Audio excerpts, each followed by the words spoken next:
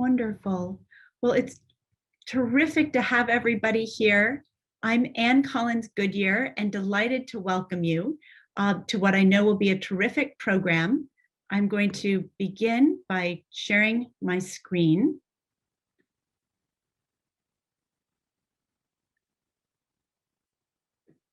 So that I can properly welcome you as co-director of the Bowdoin College Museum of Art to a discussion of the presence of the past, art from Central and West Africa, co-curated by Alison Martino and David Gordon, with critical contributions from students in Professor Gordon's Fall 2019 course, The Powers of Central African Art.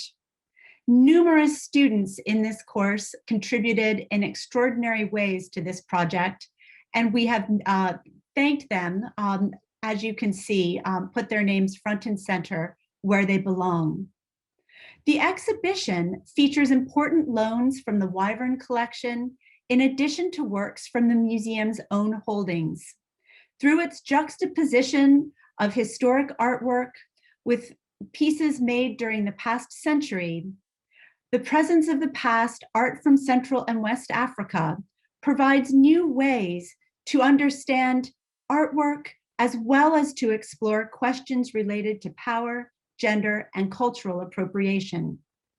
Originally slated to open to the public a year ago, in March 2020, the presence of the past, art from Central and West Africa, instead became the museum's first virtual exhibition and remains available online through the museum's website. We look forward to sharing it with the public as installed in our galleries as soon as it is safe to do so. This afternoon, we are delighted that the co-curators of the Presence of the Past are with us to discuss their collaboration and the topics addressed by the exhibition. Alison Martino was a postdoctoral curatorial fellow at the BCMA at the time she worked on this project, and immediately prior to that, held a one-year position as Andrew W. Mellon postdoctoral fellow in Africana Studies at Bowdoin. She is now Raymond and Laura Wielgus, curator of the art of Africa, Oceania, and Indigenous Art of the Americas at the Eskenazi Museum of Art at Indiana University, Bloomington. Dr. Martino is a specialist in African textiles who has explored the cultural and creative implications of their trade and manufacture, including questions related to intellectual property and copyright. In addition to her work as a curator, she has spoken, taught, and published widely, and has just released a new article in Textile History, From Kings to Kids, Refashioning Akan and Dinkra symbols as African motifs in a 19th century British cloth design. David Gordon is professor of history at Bowdoin. His research and publications focus on the history of Southern and Central Africa over the past 2 decades, over the past 2 centuries, including Atlantic and Indian Ocean trading networks, British, Portuguese, and Belgian colonialism, property regimes, environmental cultures, the historical imagination, spiritual agency, and humanitarianism. He is the author of Invisible Agents, Spirits in a Central African History, and the co-editor with Shepard Kreck of Indigenous Knowledge and the Environment in Africa and North America. Using selected documents from his course, Apartheid's Voices, he recently published a short history and a collection of documents for the popular Bedford series in History and Culture, Apartheid in South Africa, A Brief History with Documents. We are delighted that Alison and David could team up to curate the presence of the past, working with students at Bowdoin to generate new research and insights into the objects on view. They have agreed, following their presentation, to engage in a discussion with the audience. And so we hope that you will take advantage of the question and answer feature on your screen Although your questions will not be visible to other audience members, they will be visible for David, Allison, and myself. I'll have the pleasure of moderating the Q&A following their discussion. And for anybody who would like access to a transcript of today's remarks, please take advantage of the live transcript button on your screen. And now, without further ado, please join me in welcoming Allison and David for this joint presentation. We're delighted to have you both with us. Thank you, Anne, for your very kind introduction. And I first want to thank the Bowdoin College Museum of Art for inviting me to speak today. I also wanted to thank the museum for welcoming me last academic year for a postdoctoral curatorial fellowship. I'm happy to be here for this program and for this opportunity to share with you an exhibition that I worked on last academic year during my postdoc at the Bowdoin College Museum of Art, in which my position included working with faculty to support course visits to the museum. As Anne mentioned, I worked with Professor David Gordon and students enrolled in a course David taught during the fall term of 2019 to create this exhibition, The Presence of the Past, Art from Central and West Africa, that is now on view in the museum's Markel Gallery. Our presentation today will introduce the exhibition and its main themes, and David will also address how the exhibition has supported teaching and learning at Bowdoin College through his courses. For those of you who have visited the Bowdoin College Museum of Art before, you might be familiar with other faculty and student curated exhibitions that the museum has hosted, typically in the Becker Gallery that is often dedicated for faculty-student exhibitions connected to courses taught at Bowdoin. The Presence of the Past was scheduled to open almost exactly a year ago in late March 2020, but as Anne mentioned, the opening was delayed due to the COVID-19 pandemic. Since we were unable to share the exhibition in person with the student curators and larger audiences last spring, we pivoted our work to create a digital exhibition to complement the gallery display that is available now on the museum's website. The museum has also created other digital exhibitions and other digital materials that I also wanted to point out as resources for while the museum's galleries are closed to the public. I'm going to turn it over to David now, who will introduce the exhibition. Okay, hi everyone. Thank you for attending this talk, and thank you especially to the Bowdoin College Museum of Art, to Anne and Frank Goodyear, to Sean Burris, and of course to my collaborator, Alison Martino, for making this exhibition and this online discussion possible. This all began, I think, about 3 or 4 years ago when Anne and Frank began to assess the Bowdoin College Museum of Art's holdings in African art and encourage further acquisitions. When they announced the loan of items from the Wyvern collection, they invited me, together with Alison, who was then a fellow in Africana Studies, to evaluate the collection and the loan. And we found that in addition to the magnificent European, medieval, and Ethiopian Christian art that the Wyvern loan had, there was an exciting collection of canonical, religious, and political artworks from West and Central Africa. This led me to consider designing a course in history and Africana studies oriented around these objects, with the end result being an exhibition. The course recruited 13 enthusiastic students who were named by Anne at the beginning of the talk. Each student studied an object and was responsible for developing research on those objects and writing the labels that you'll see in the exhibition. I hope that some of you at least are in the audience and perhaps could further contribute to the discussion at the end. But in addition to researching particular objects, much of the course was about discussing a framework for the overall display of these artworks. Within the course, we spent much time reading about practices of the display of African art and considering the best way of exhibiting the objects. The class wanted to move away from an approach that emphasized only the traditional or the so-called traditional aspects of the art. Presenting the objects as only traditional and tribal seemed to make them appear to be representative of so-called primitive societies. Instead, what we sought to do was represent these objects as part of an active process of artistic production linked to the time period in which they were created, but also to modern trends in African history and issues in African society. In other words, or societies. In other words, we did not want the exhibition to give the public the impression that Africa was a continent of stagnant traditional societies and stagnant artistic traditions.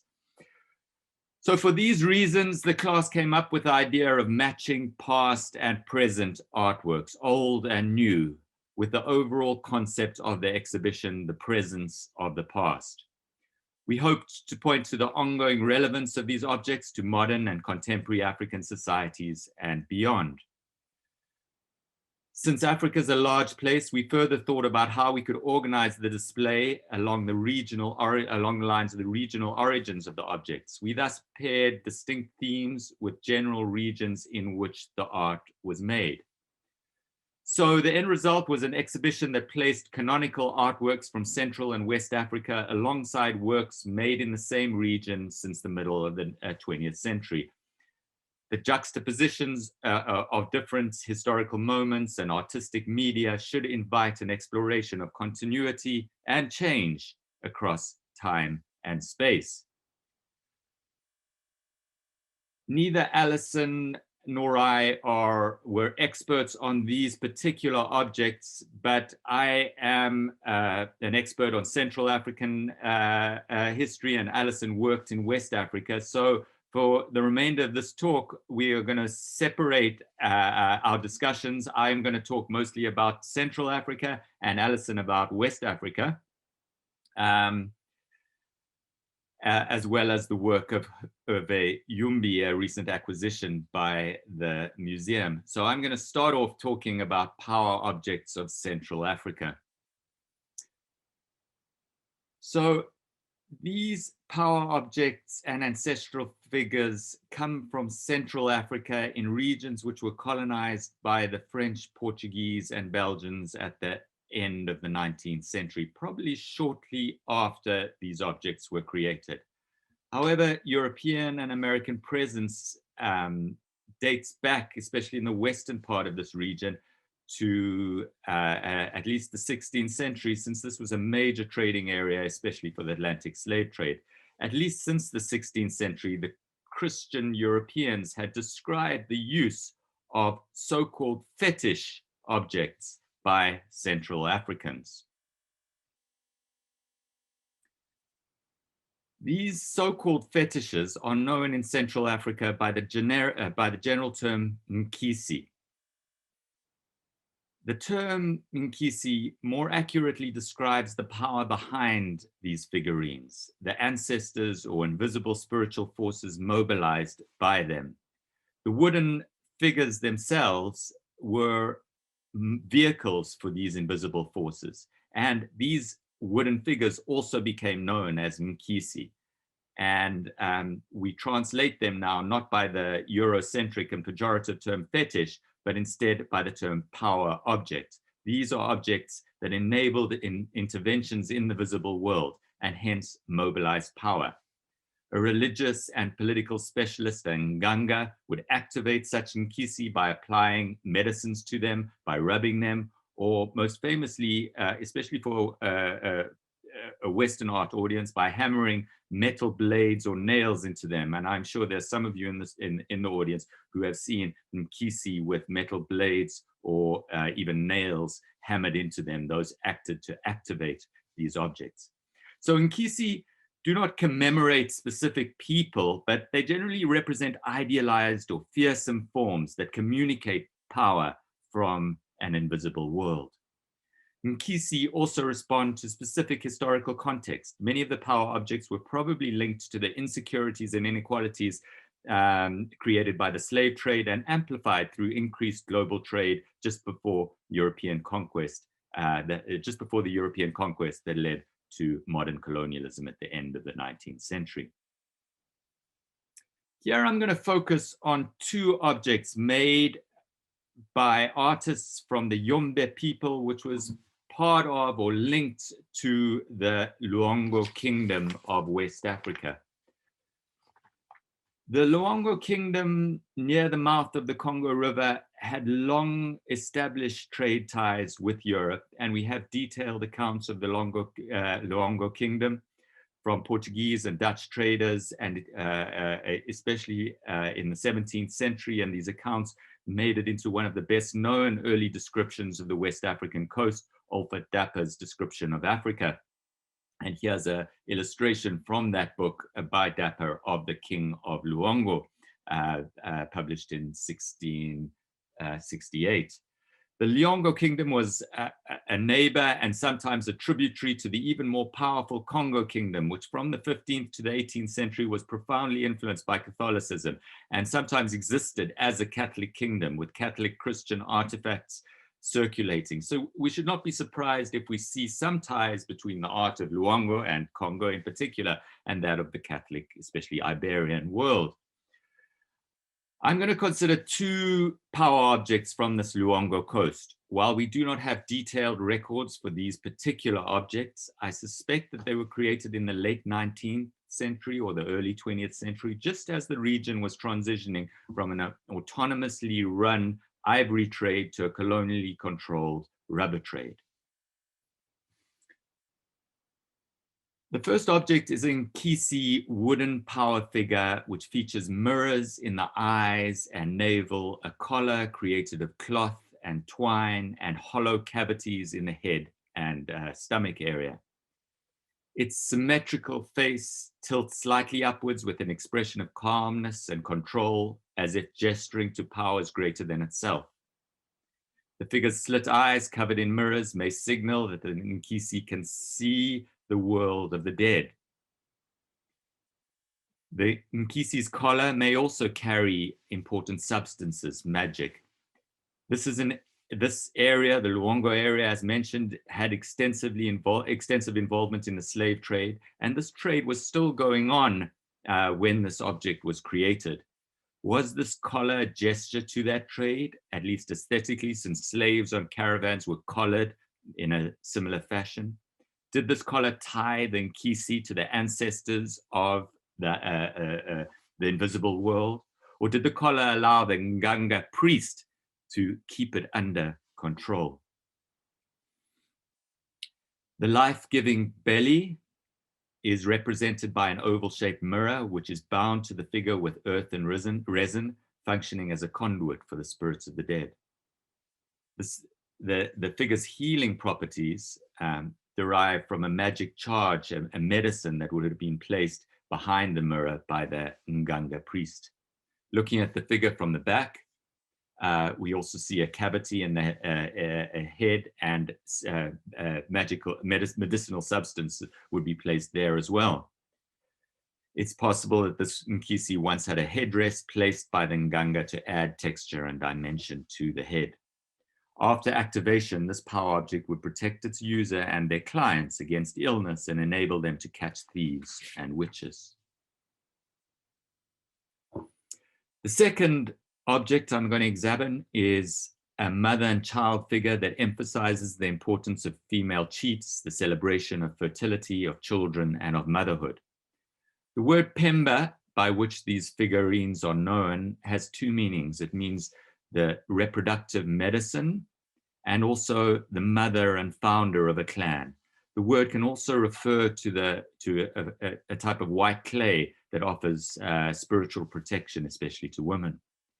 At first glance, this work may be thought to be influenced by Madonna and child representations. There's good reason for Madonna and child representations or figurines to have spread to the Congo and Luongo kingdoms from the 16th century.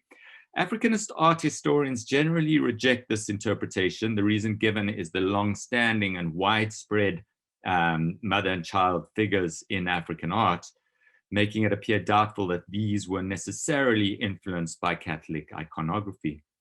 I'm not as convinced by this argument because in this particular part of Central Africa, this type of mother-child depiction is quite distinctive, suggesting that had to do or might have been influenced by the particular trade ties between Luongo and the European world. Regardless, though, of the artistic influences, the functional aspects and meanings for the artists would be quite different from that of the European Catholic world. These Pemba figures were likely created in response to increased infertility and infant mortality, perhaps due to the stresses through increased trade through the 19th century. In the early 1900s, there was a shrine reported to have such an object, Nkisi Pemba, to solve problems of infertility among women across the region. So successful was this shrine that one observer claimed that many small copies of the shrine object were made. Perhaps this is one such copy that spread across the region devoted to resolving issues of infertility and infant mortality. The Pemba figurines typically come in two forms. One is a mother actively feeding a live child, and another is where the child is away from the breast, as in this example. Some have suggested that this is a representation of a stillborn or a dead child. A stillborn child still needs care. It's still part of the world. It's just invisible to us. And the mother, the Pemba here, still takes care of it. This mother figure is depicted in a regal posture typical of leaders of this region. She wears a hat, it's known as a mpu, customarily worn by female chiefs. Brass tacks, which were an important element of trade with Luongo and a signal of wealth, adorn the hat. We also see bangles carved into the arms, but these represented copper bangles, which were also a sign of wealth. There are signs of beauty and power inscribed on her body. Looking at the back of the figure, there are remarkable scarifications, tattoos on the back and the shoulders. If you look carefully at the front, at the mouth, one notices filed, sharpened teeth that also embody beauty and signal wealth and power in this region. Only the wealthiest and most powerful would have their body inscribed with such artistry. Like the Nkisi spoken about previously, the Pemba figure operated as a power object, activated by an Nganga priest. As in the above Nkisi, the glass eyes on the mother and the trance-like expression represent an entrance or seeing into an invisible world, an attempt to mobilize powers from this world. Our goal in the exhibition was to juxtapose old and new. We matched these Nkisi power objects with a remarkable recent acquisition by the Bowdoin College Museum, this photograph. In a gesture to the earlier history of the globalization of Central Africa, we now have a Chilean-born artist and photographer, Alfredo Har, who taking a photo of a young man in Luanda, the capital of the West Central African country of Angola. The young man, photographed by Har, spoke to him of his country's economic struggles. In West Central Africa, especially Angola of today, an elite class is immensely wealthy from oil in the Cabinda area, where the historic Luongo kingdom once was. Yet Angola and much of Cabinda is impoverished. This is a further reminder of the forms of global inequality that persist and continue from the era of the slave trade and colonialism, when other power objects were forged, to present-day Angola when this photograph was taken. Nonetheless, the young man depicted in the photograph claims that angels watch over the Angolans. His confident stance and raised hands are reminiscent of the pose of a type of Nkisi power object, Nkisi Kondi, a hunter power figure who aggressively pursues those who cause misfortune. Instead here, though, the young man in this photograph summons an angel. Nkisi power figures served as material containers for spiritual entities offering protection and leading to prosperity. The young man depicted, like other Nkisi, is in a sense a vehicle for power, gesturing towards invisible forces, the angel that you see stretching across the skyline that will guide Angolans to prosperity when faced with adversity.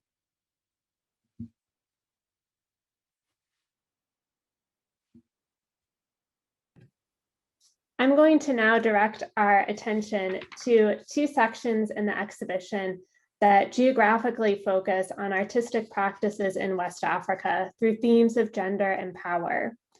The artworks on view in these two sections, including the selection shown here, reflect a guiding question for this exhibition project that was to explore how historical artworks might speak to contemporary art practices in Africa today. In displaying together artworks from different time periods, but associated with the same ethnicities or geographic regions, the student curators considered how this display could offer new ways of looking and understanding both historical and contemporary art from Africa. These temporal juxtapositions were not direct comparisons of the same kind of object made at different points in time. Rather, we were interested in exploring more nuanced and complex relationships in visual arts, looking at broader artistic and cultural production to juxtapose artworks made in different media and for different contexts of use. The students worked to tell stories about broader themes that reflect connections between different kinds of artistic practices, as well as themes that resonate across time, but that people had interpreted or reinterpreted to carry relevance to specific moments in time, places, or contexts of use. Together, this approach and selection of artworks also seeks to show the dynamism of African arts across time and space. Artworks on view in a section about representations of women illustrate different artistic approaches to visualizing women, with variations specific to different cultural beliefs and uses of the objects. It focuses on different places in West Africa, and this map here shows and highlights the areas represented in this section of the exhibition, including Bamana society in present-day Mali, Mende peoples in Sierra Leone, and Baga peoples in Guinea.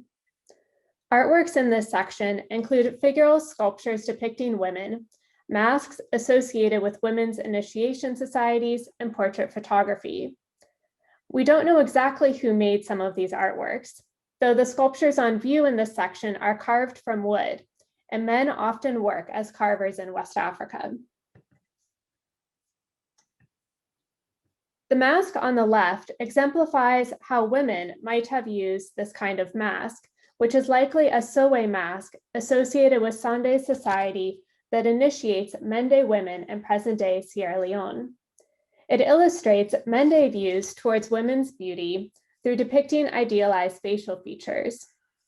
In women's initiation ceremonies, women typically perform masquerades wearing Sowe masks along with a larger ensemble to complete their outfit. So while women may not have carved these masks, women actively shaped their use, meanings, and cultural significance.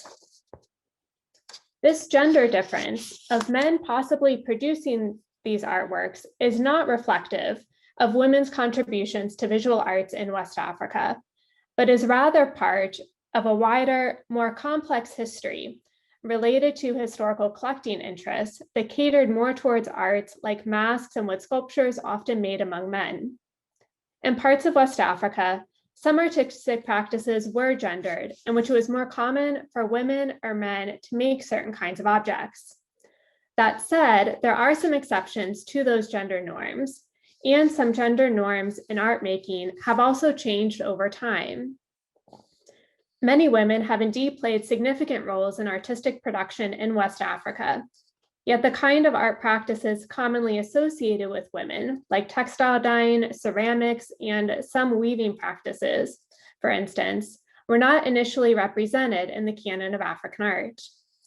The inclusion of women arts in Africa within collections and museum spaces has changed and is continuing to change with increasing attention to women artists from across the African continent. Artworks included in this section of the exhibition address gender and womanhood in different ways. The wood sculpture on the right is called a Nyleni, which in Bamana language means pretty little one or little ornament. Bamana is one of several ethnicities in present-day Mali. Like Sowe masks made among Mende peoples, this work also depicts an idealized representation of a woman, though this sculpture follows wider Bamana views of womanhood and femininity. young men initiates and Joe Society, which is an important association comprising both Bamana women and men, would use Nylenium performances, and the sculptures would visually signal their interest in marriage and finding a partner. Sometimes the men who performed with these figural sculptures would care for them in ways similar to how Bamana women presented themselves, such as adding cloth, beads, and other accessories to the sculpture. The women pictured in these two photographs were both made by Malik Sidibe in the 1970s. Those pictured in these photographs likely commissioned their portraits. Sidibe is known for making portrait photographs for his sitters to use, in which they might display them in their home, in an album, or give as a gift. Some of Sidibe's larger work of portrait photography reflects a collaboration between the photographer and the sitter, in which both are likely actively involved in making the photographs. The women photographed here thus likely had agency in how they wanted themselves represented in the picture.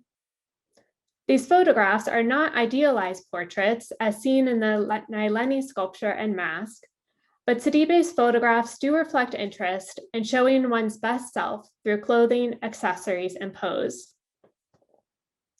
Sidibe became incredibly popular in Bamako, in which his studio was a destination and a vibrant social space. He has also received global acclaim for his work and is one of the most famous photographers from Africa, known for his studio portraits as well as his documentary photographs of youth culture in Mali. Sidibe's studio was located in Bamako, a major cosmopolitan city and capital of Mali. Many people who visited Sidibe's studio were interested in having their picture taken as a way to visualize new modern identities following Mali's political independence from France in 1960. Sidibe's studio had opened 2 years following in 1962. At his studio, Sidibe made props available to his customers to pose with. He also used patterned cloth backdrops as well as painted backdrops, which we see examples of both here. In the picture on the left, a woman and man stand in front of a painted backdrop of a multi-storied building. Here, the woman wears a dress, sandals, and jewelry, earrings, 2 necklaces, and a bracelet, and is pictured in a strong standing pose with her right leg slightly forward as she and the man next to her both look straight ahead towards the camera.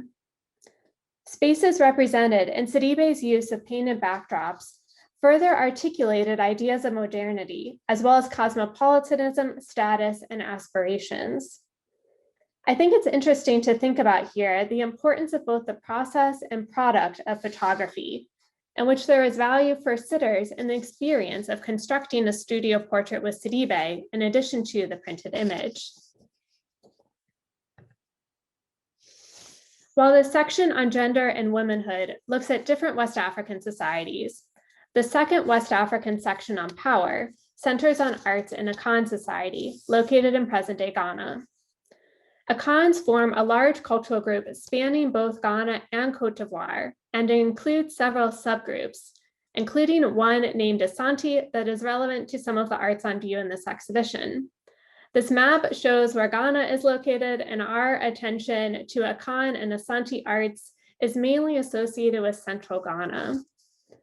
The 3 artworks displayed here span around 100 years of artistic production and show how Akans visualize ideas of power in different artistic media, as well as different contexts of use. The student curators propose that visual representations of power in these artworks suggest a temporal shift over time from emphasizing an individual's power, such as a ruler or a leader, to a broader notion of Akan power applied more widely in Akan arts and culture. The artwork on the right is a sword ornament from the early 20th century and illustrates how Akan royal regalia articulates notions of power. Works like this could have been attached to a ceremonial sword, which court attendants have used in political settings in Akan society.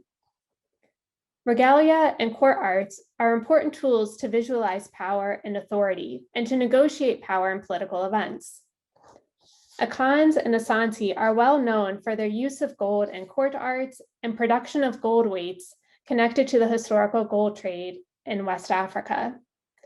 Creating artworks made with materials like gold project power, prestige, and wealth. We don't know exactly who is depicted in this figural sculpture, but possibly a person with status such as a chief. Other examples of Asante sword ornaments depict non-figural imagery, including animals and other objects related to Akan beliefs and values. Adding ornaments with this kind of imagery to ceremonial swords also illustrates how Akan artists and leaders engaged with connections between visual arts and verbal arts to articulate leadership and political power.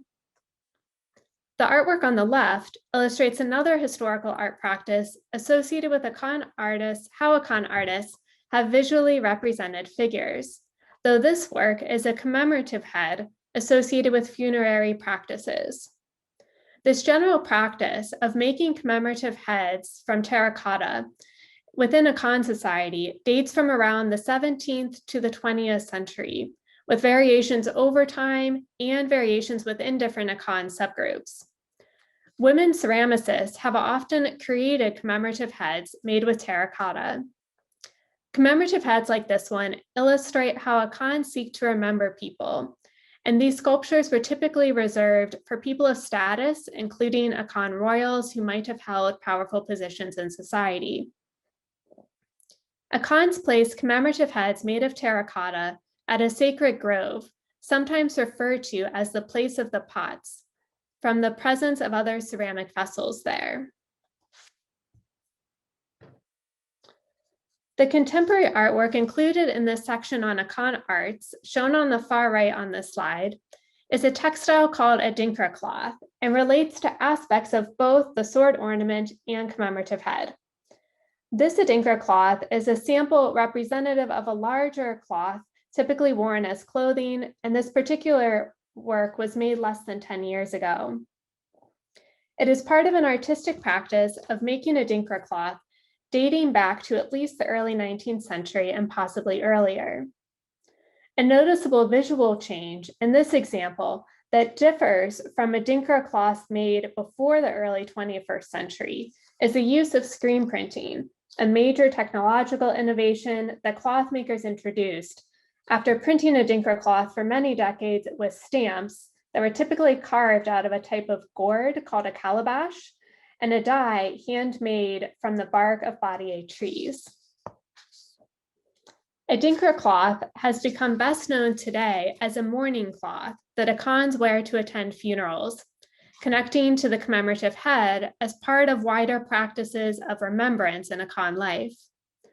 Color symbolism designates appropriate settings to wear cloth, in which Black as well as red cloths are associated with mourning and funerals. Akans have also sometimes worn Black cloths to attend political events due to their serious nature.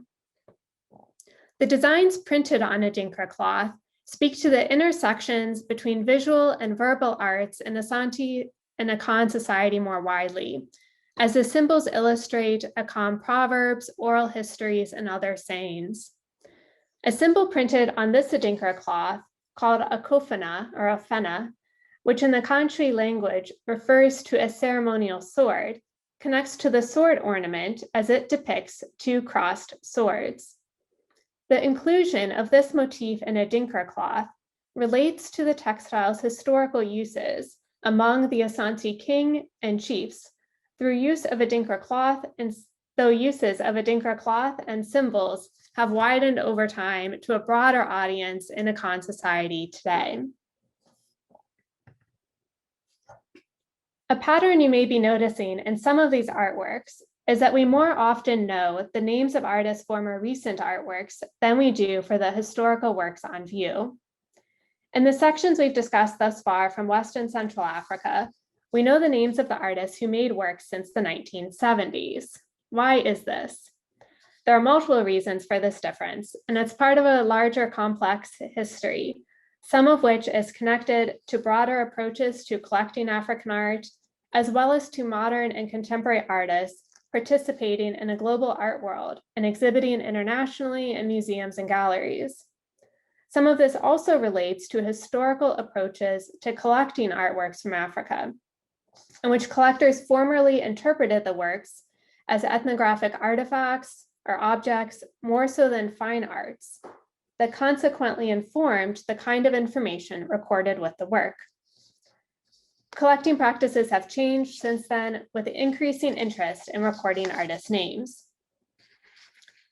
Attention to both historical and contemporary art in this exhibition also points to the dynamics of artistic practices that have long histories, spanning a century or longer, and how people have continued and changed such artistic practices over time. Some modern and contemporary artworks show new ways that artists have worked with historical technologies and art practices. For example, while the photographs depict images associated with modernity in Mali, photography in West Africa dates to around the mid to late 19th century. Some artworks on view also speak to introductions of new artistic technologies over time, like screen printing for a Dinker cloth, as well as film, the latter of which is relevant to this next section. The exhibition's final section, Unpacking African Art Beyond Africa, considers a wider view of historical and contemporary African artworks. This display includes a Minkisi power object, which David spoke about earlier through the other Minkisi works on view in the Central Africa section. And it is shown here next to an artwork by George Brock to consider intersections between these different artistic practices. The specific Nkisi power figure from Songhay society and present-day Democratic Republic of the Congo is on view here because records indicate that Brock formerly owned this work.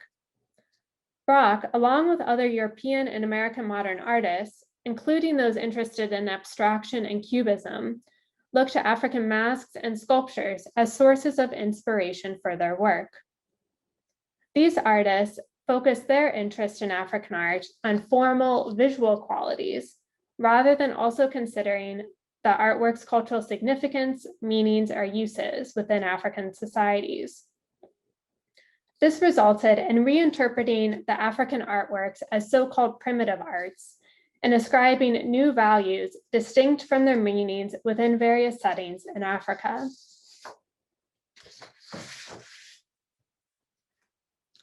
Another line of inquiry explored in this section is how contemporary artists are reimagining new ways of making and exhibiting African art.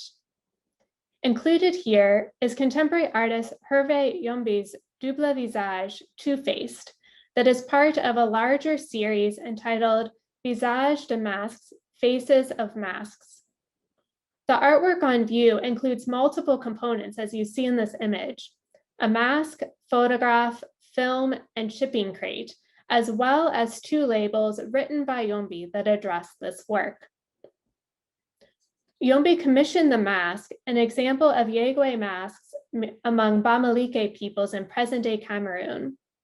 It includes a popular cultural reference to the ghost face mask in the Scream film series and artist Edward Munch's painting, The Scream. The mask's imagery connects to wider approaches in contemporary Yegwe masks and also challenges ideas of authenticity in terms of what makes something African.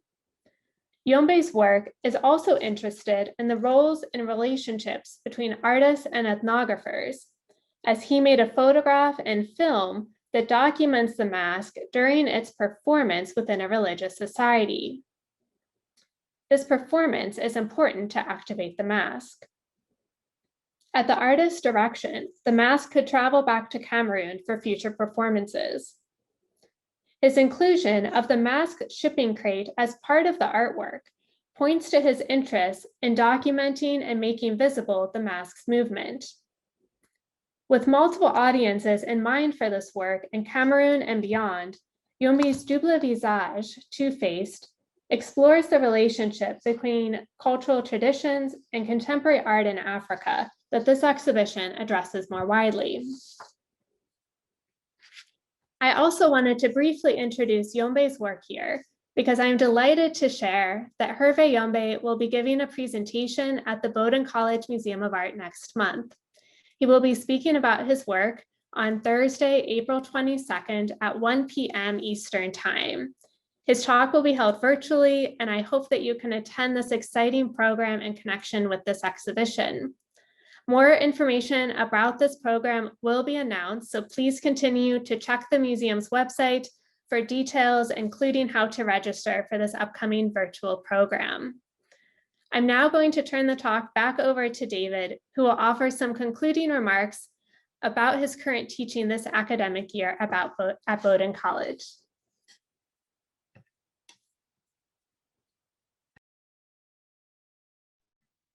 Thank you, Alison, and thank you so much. You have been such an amazing intellectual force behind this exhibition. I would also just want to thank briefly Anne and Frank Goodyear and Sean Burris and the Bowdoin College Museum of Art staff for making this possible, but most of all, the students who helped and conceptualized this exhibition.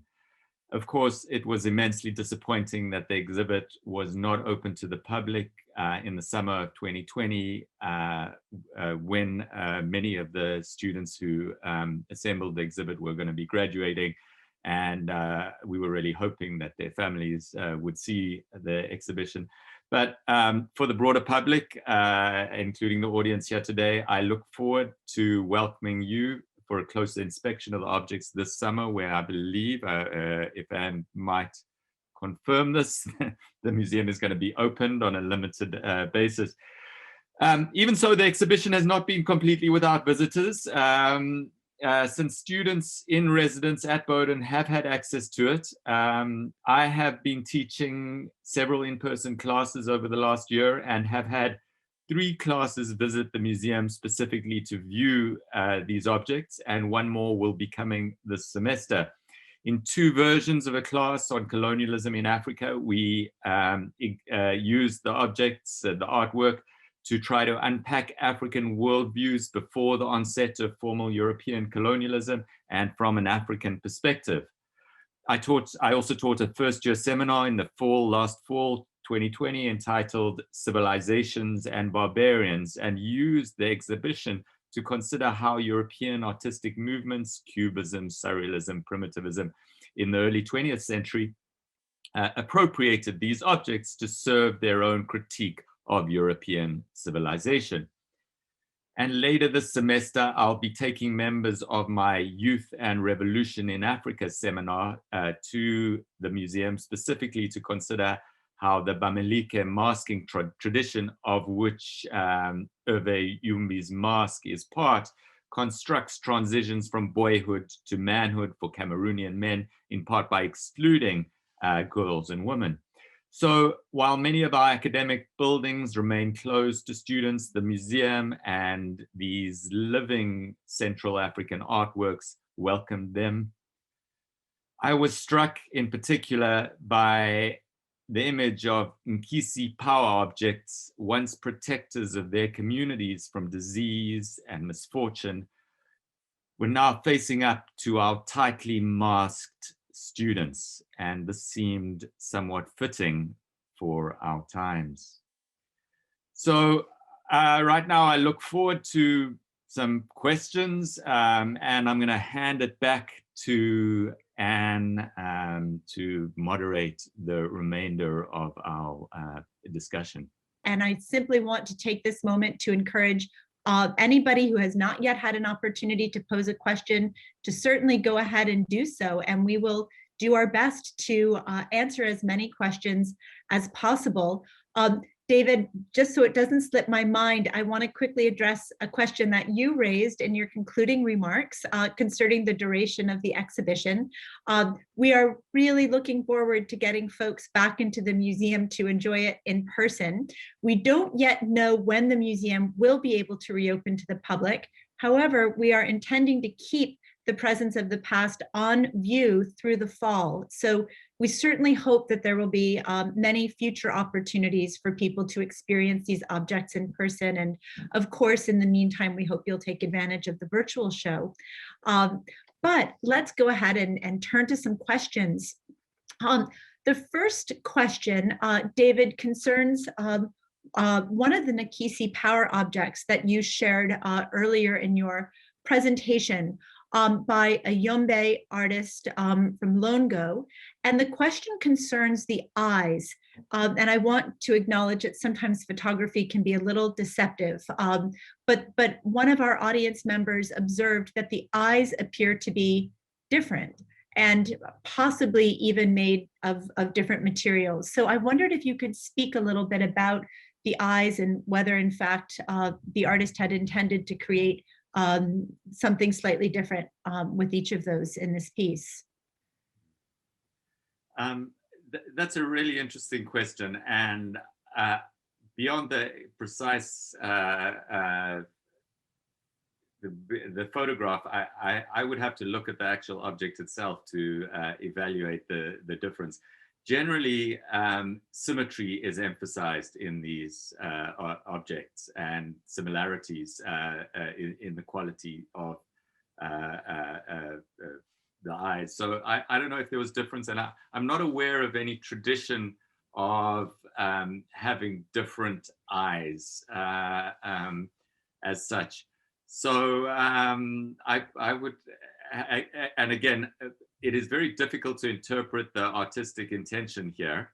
And sometimes it's difficult to read too much into these, the particularities of an object. But I'm not aware of a broader tradition of there being differences between the eyes. On the other hand, the use of glass and mirrors in the eyes to signal that kind of trance-like state and looking into the beyond is fairly typical. And I think these are great examples of that quality, of that visual quality of these figures. Thank you so much, David. And the next question also digs into the question of materiality. And Allison, this question is directed towards you. And the question has to do with the Akan commemorative head that you showed during your presentation, and a question about whether that may have any links to the Ife and Benin traditions of bronze and terracotta busts from present-day Nigeria. Do you think those artistic processes may have been shared across a broad area of West Africa? Thank you for that question. It's a really interesting question. And to be honest, it's something I would need to do some further research to look into if there are connections.